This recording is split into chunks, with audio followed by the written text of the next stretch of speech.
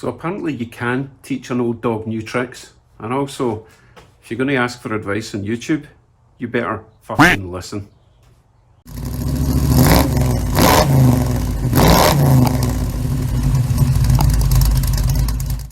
Hello YouTubes, right, this is an important update on my last video where I made hub adapter plates to fit FC 5-stud hubs to a steel plate to then attach to this thing, okay? Now, I was contacted by Glen from NZ Mopar in New Zealand. He sent me a very detailed diagram, which I'll show you here, which clearly shows where I've gone wrong. So let me give you some examples on why hub-centric wheel spacers and all that kind of thing is really quite important when you're adapting wheels to your hub assembly. I'll give you some examples. These are my modified hubs from a Mazda RX7 FC. And what I've done is I've cut off all the nonsense that used to attach to the Mazda control arms. And I've attached 1/4-inch steel plates using bolts straight into this sort of area. So this sits on top of that.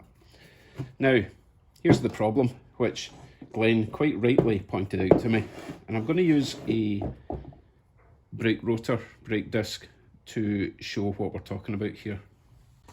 When you fit your brake disc to your hub, obviously it goes on the studs, or you put the bolts on, and that holds the rotor onto the hub. And the same with the wheels held on with the studs or the bolts, depending on what you've got. Now that takes care of the force going in the way. It holds it in that way.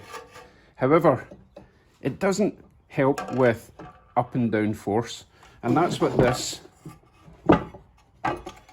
raised lip is actually doing. It's helping with that force rather than that force. If I don't have this raised lip, then the full weight of the wheel going up and down, hitting potholes, is pushing against the studs or bolts.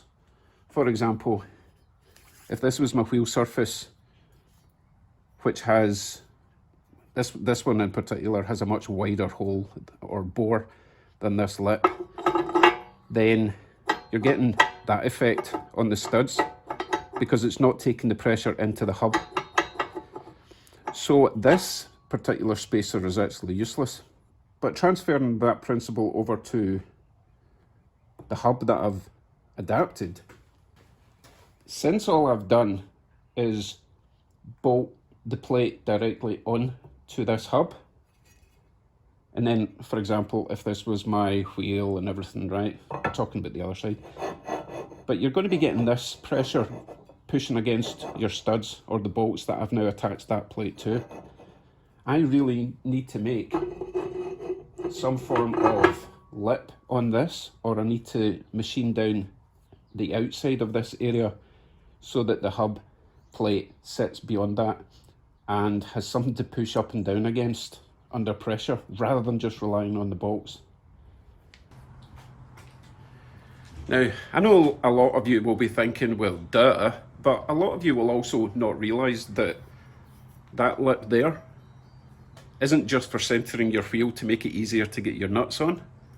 That is a really important part of the whole hub to wheel assembly. That lip there helps to take the pressure off of the studs and the bolts. As I say, old dog, new tricks. I did not know that's what it was for. I thought that was purely for centering the wheel. So there you go. I now need to order new wheel adapters, and I also need to address the hub situation, the hub adapter plate. However, I've got news about that. Do you remember when William from Solar Garage sent me a TIG welder? Thanks, William. Link up there to William's channel, check him out. He's doing some work on a RAM. I diversify. Right, on the back of that, I did a review on the TIG welder from Yes Welder.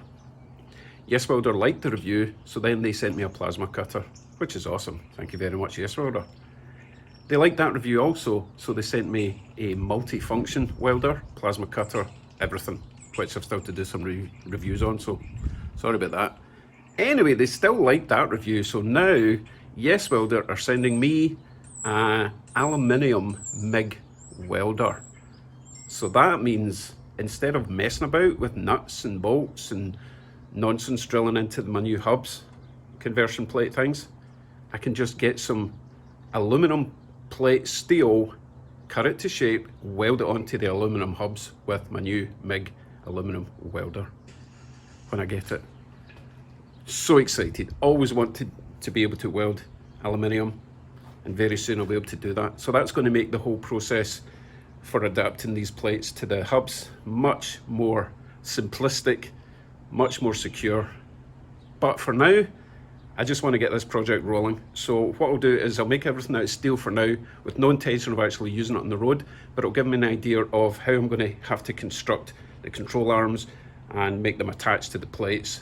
And then once I'm happy with all that, and I'm an expert at MIG welding with aluminium, I'll be able to transfer that to an aluminium setup. Extremely excited, but for now, I'm going to put a pin in this whole adapter thing and just try and get the thing up and running, up and rolling at least. So thanks again to William for putting this whole thing into motion. I'm pretty sure Yes Welder wouldn't be sending this stuff if William hadn't sent me that initial TIG welder. So make sure you check him out and help out his channel. I really appreciate that.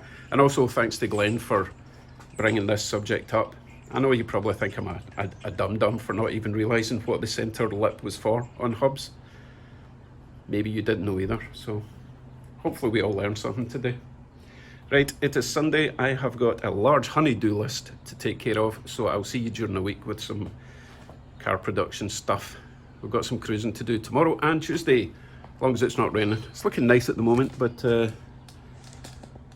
who knows what tomorrow will bring. Take care, everyone. Thanks for watching. Stay safe.